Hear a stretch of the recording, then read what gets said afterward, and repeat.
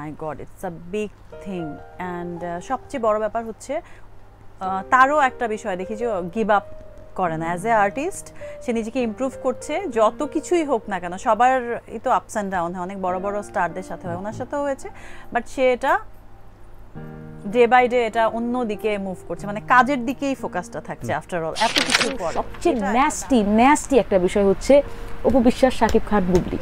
আমি না বলে তার মতো ন্যাস্টি বিষয় আর আমার মনে হয় আমি মিডিয়াতে খুব কম দেখেছি। এবং একটা পুরুষ মানুষকে পাওয়ার জন্য অপুদিকে আমি পার্সোনালি চিনি, খুব ভালো করে চিনি, সে ফ্যান্টাস্টিক পার্সন।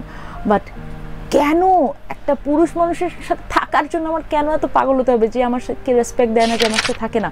এবং কেউ সাকিবের এগেনস্টে কখনো হবে না। কেন হবে সাকিবের এগেনস্টে? সাকিব আমার চলচ্চিত্রের পোস্টার বয়। আমি কিন্তু বরাবরই বলছি সাকিব ভাই আমাকে খুব আদর করে, এখনো খুব আদর করে, ছোট ভাইয়ের মতো আদর করে। অ্যাটলি যখন শাহরুখ খানের সাথে কাজ করে, অ্যাটলি তো একটু হলেও স্বাচ্ছন্দ্য বোধ থাকে যে শাহরুখ খান আছে আমার। এটা তো আমি অবশ্যই, আমার সাথে সাকিব খান আছে, সুপারস্টার আছে, একটা তো অনেক বড় প্লাস পয়েন্ট। তুফানের একটা ব্যাপার হচ্ছে যে আমরা মাল্টিপল লোকেশনসে যাচ্ছি, হয়তো মাল্টিপল লোকেশনসে আমাদের যেতে হবে, কারণ কভার করার জন্য। আপনার জানেন যে নিউ ইয়র্কে 6টা বারো আছে। এই 6টা বারোতে আমরা অ্যাটলিস্ট 3টা বারোতে খুব বাংলাদেশি অধ্যুষিত এলাকা, 3টা বারো, এই 3টা বারো আমরা কভার করতে চাই।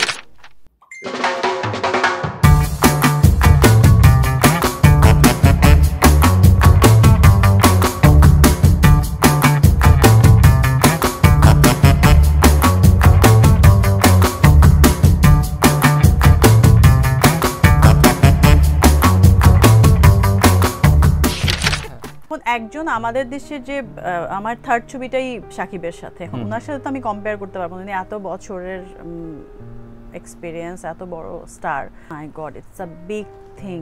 অ্যান্ড সবচেয়ে বড় ব্যাপার হচ্ছে তারও একটা বিষয় দেখি যে গিভ আপ করে না। অ্যাজ এ আর্টিস্ট সে নিজেকে ইমপ্রুভ করছে, যত কিছুই হোক না কেন। সবারই তো আপস অ্যান্ড ডাউন হয়, অনেক বড় বড় স্টারদের সাথে হয়, ওনার সাথেও হয়েছে। বাট সে এটা ডে বাই ডে এটা অন্য দিকে মুভ করছে, মানে কাজের দিকেই ফোকাসটা থাকছে আফটার অল এত কিছুর পরেও। এটা একটা দারুণ ব্যাপার শেখার। ওরা এতগুলো ছবি একসাথে করেছে, ও মাই গড। আমি 7টা ছবি করেছি না 6টা।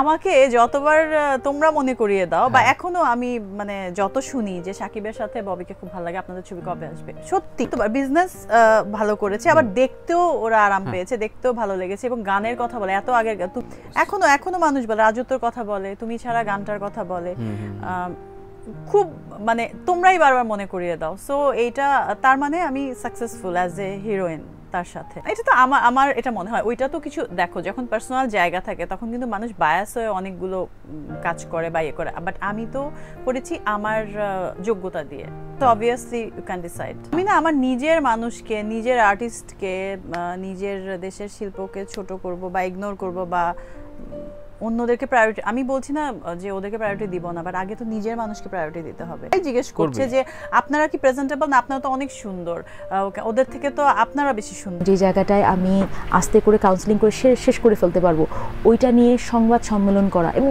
সবচেয়ে ন্যাস্টি একটা বিষয় হচ্ছে অপু বিশ্বাস, শাকিব খান, বুবলি।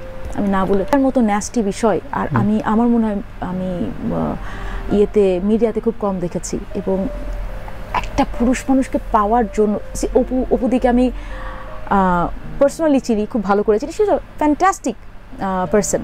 বাট কেন একটা পুরুষ মানুষের সাথে থাকার জন্য আমার কেন এত পাগল হতে হবে যে আমার সাথে রেসপেক্ট দেয় না, যে আমার সাথে থাকে না? এবং আমি তো শাকিব খান, ওনারও কোনো দোষ দেখি না যে এই মেয়ে দুইটা পাগল হয়ে যাচ্ছে আমার সাথে থাকার, সে তো নিজেও মনে বিরক্ত হয়ে গেছে।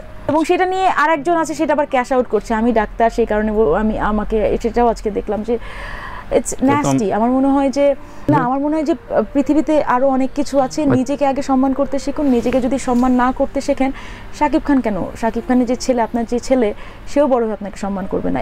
এইটা মানে আমি এত কঠিনভাবে কথাটা বলতে চাই না, বেরিয়ে গেল যে পড়াশোনা জানে বা অন্যান্য কাজে আছে, কিন্তু না, just because he is a star, তার কিছু টাকা পয়সা আছে এবং হি ইজ আ স্টার, তার সাথে আমার থাকাই লাগবে। বাচ্চা একটা কেন, আমার বাচ্চা 10টা হোক, তার সাথে সে যদি আমাকে সম্মান না করে, আমি the moment I will see he is not respecting me, at least সমাজের আমাদের প্রেক্ষাপট থেকে আমি বলবো এত প্রিভিলেজ, তারা অবশ্যই প্রিভিলেজড পারসন, তাদের নিজেকে সম্মান দেওয়ার সামর্থ্য তাদের আছে। ফিনান্সিয়াল ইন্ডিপেন্ডেন্স এটা থেকে বড় ইন্ডিপেন্ডেন্স অন্য কিছু হতে পারে না। যারা ছড়াচ্ছে তারা বোকার স্বর্গে বাস করছে, কারণ কেউ সাকিবের এগেনস্টে কখনো হবে না। কেন হবে সাকিবের এগেনস্টে? সাকিব আমার চলচ্চিত্রের পোস্টার বয়, সে একটা দুটা যদি মনের অজান্তে ভুল হয়ে যেতে পারে, কিন্তু শেষ পর্যন্ত সে তো বাংলাদেশের নাম্বার 1 হিরো। আমাদের ইন্ডাস্ট্রিতে 25 বছর যাবৎ সে আছে এবং আমরা তাকে মেগা স্টার উপাধি দিয়েছি। তার এগেনস্টে আমরা কেউ না, কখনোই না। যারা বলছে তারা ভুল বলছে। দেখেন, গল্প হিরোকে চুজ করে, হিরো চুজ করে গল্প চুজ করি না। আমার গল্প শরীফুল রাজ টাইপের অ্যাক্টর লাগবে। এই সময়ের যারা রোড সাইড, স্ট্রিট সাইড মাস্তান হতে পারবে, এই টাইপের ছেলে লাগবে। সেটা কি এখন সাকিবকে দিয়ে করানো যাবে? সেটা তো সাকিবকে দিয়ে আসলে মানানসই হবে না। গল্পটা একদম গল্পটা একদম সেই জায়গা থেকে শরীফুল রাজ বা এই প্যাটার্নের যারা আছে, আমি একবার নিশোর কথাও চিন্তা করেছিলাম চন্দনের সাথে এটা নিয়ে, কিন্তু Nisho is overly booked by some other production house, so that's why Shariful রাজের দিকে গিয়েছি।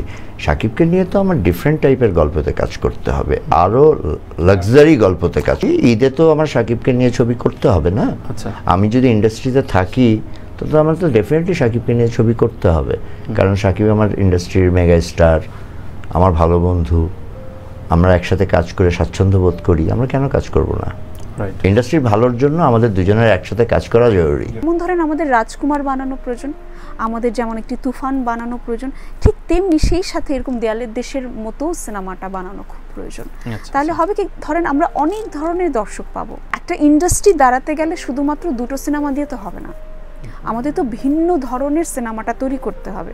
আজকে যদি আমরা কোরিয়ান ফিল্ম ইন্ডাস্ট্রির দিকে তাকাই, ইরানিয়ান ফিল্ম ইন্ডাস্ট্রির দিকে তাকাই, তারা কিন্তু তাদের একটা ল্যাঙ্গুয়েজ তৈরি করেছে। সেইটার জন্য কি শুধুমাত্র একটা ডিরেক্টর শুধু বানিয়েছে না, সেরকমভাবে তো মানে হল মালিকদেরকেও সেই সিনেমাটা দেখাতে হয়েছে।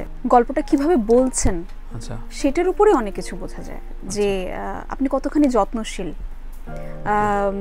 আপনি যেমন নিশ্চয়ই বুঝতে পারেন যখন আমি সেটে থাকি, যে আপনি বুঝতে পারেন যে আচ্ছা এই কাজটার ব্যাপারে নশোভ যত্নশীল।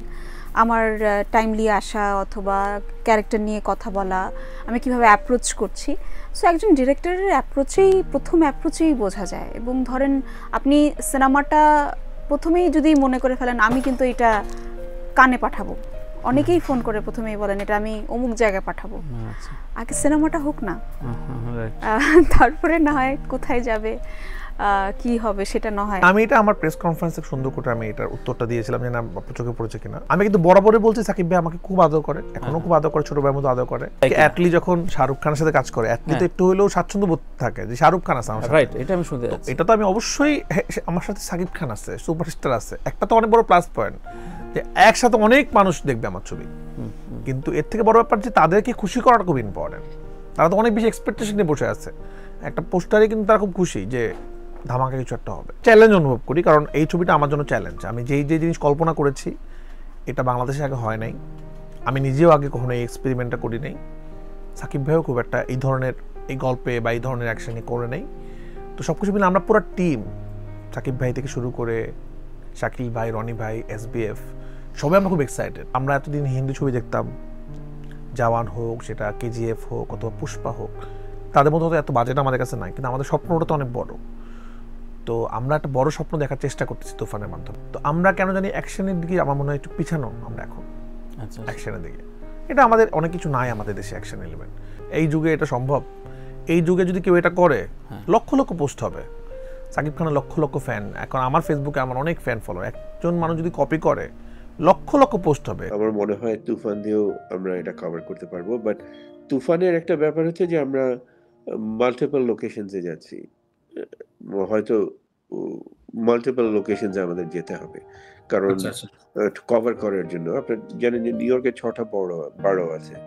এই 6টা বারোতে আমরা অ্যাটলিস্ট 3টা বারোতে খুব বাংলাদেশি অধ্যুষিত এলাকা, 3টা বারো, এই 3টা বারো আমরা কভার করতে করবো।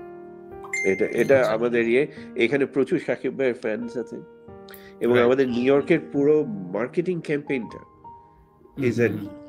আমি বলতে পারি যে is a dedication to this fans.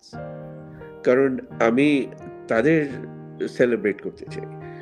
Shakib ভাইয়ের যে 25 বছর হয়েছে প্লাস এই যে ফ্যানরা আছে, আপনি বিশ্বাস করবেন না, আমি এটা বলবো কিনা লাইভে, বাট আমি পার্সোনালি জানি, কারণ আমি যখন নিউ ইয়র্কে যাই আমি কিন্তু ঘরে রান্না করি না, আমি বাইরে খাই। আর এখানে আপনি তো জানেন বোধহয় জ্যাকসন হাইটস আর হিল সাইডে অনেকগুলো রেস্টুরেন্ট আছে বাঙালি, যে ওরা আমাকে চেনে, ওদের বাড়ি, ওদের সবাইকে আমি, এবং এরা সবাই হচ্ছে সাকিব ভাইয়ের র্যাবিড ফ্যান।